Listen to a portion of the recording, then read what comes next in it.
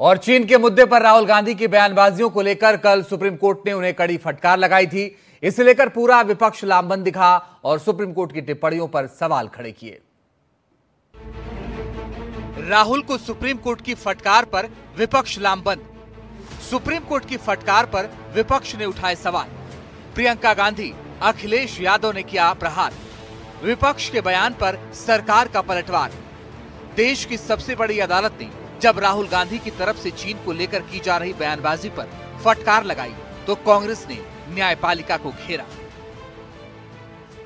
कौन सच्चा भारतीय है, कौन सच्चा भारतीय नहीं है, ये तो मुझे लगता है कि मतलब न्यायपालिका के प्रति पूरे आदर के साथ कह रही हूँ कि ये तो उनके दायरे में नहीं होता डिसीजन। ये कोई जस्टिस तो नहीं तय करेंगे। दूसरा, राहुल जी ने हमेशा आर्मी का, सेना का आदर किया है। उनके दिल में उन सेना के प्रति, सैनिकों के प्रति, उनके अफसरों के प्रति पूरी तरह से आदर है।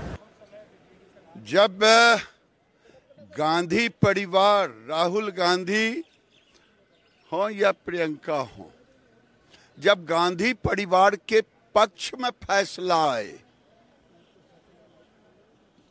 चाहे वो सुप्रीम कोर्ट हो, चाहे चुनाव आयोग हो, तब तो ठीक है।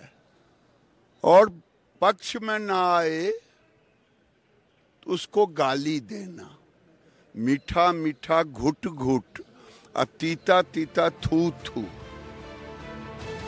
दरअसल सोमवार को सुप्रीम कोर्ट ने राहुल की उस टिप्पणी पर नाराजगी जाहिर की थी जो उन्होंने 2022 में भारत जोड़ो यात्रा के दौरान चीन को लेकर दिया था।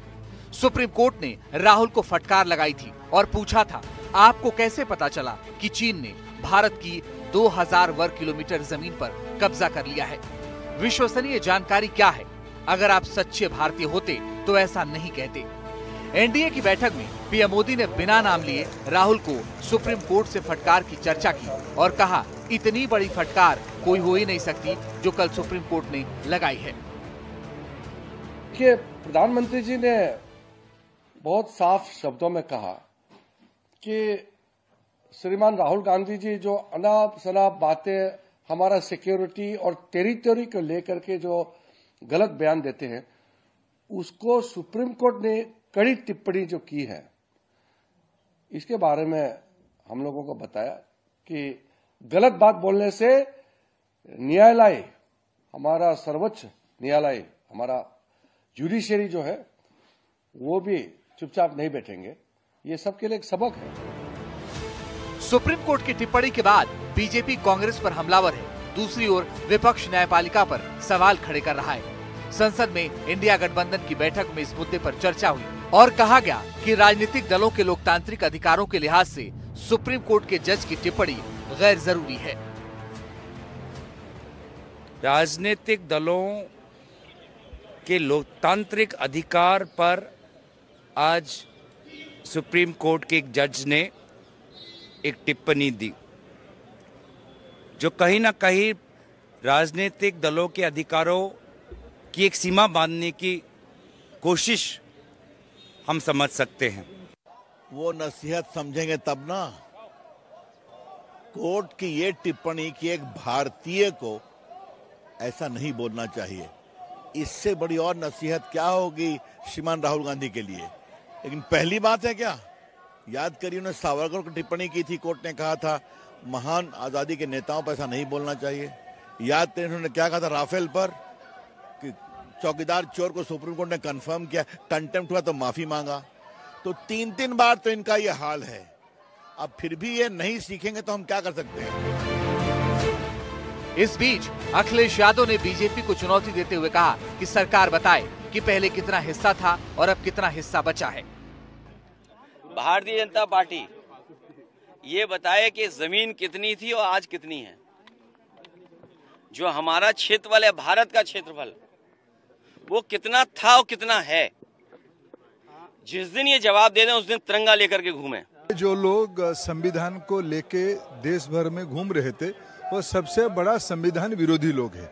अगर कांग्रेस पार्टी की नेता और उनकी पूरा तमाम कुनबे को थोड़ा भी संविधान के प्रति सम्मान होता।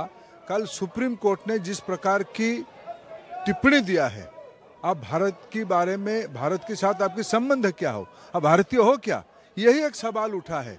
ये लोग मूलतः ही संविधान विरोधी है। जब भी उनको मौका मिला है इन्होंने संविधान को तार तार किया है। आपको बता दें कि ये पूरा मामला फरवरी 2025 में लखनऊ की एमपी एमएलए कोर्ट द्वारा मानहानि के केस में राहुल गांधी के खिलाफ जारी एक समन का है, जिसे खारिज करने से 29 मई को इलाहाबाद हाईकोर्ट ने इनकार कर दिया था।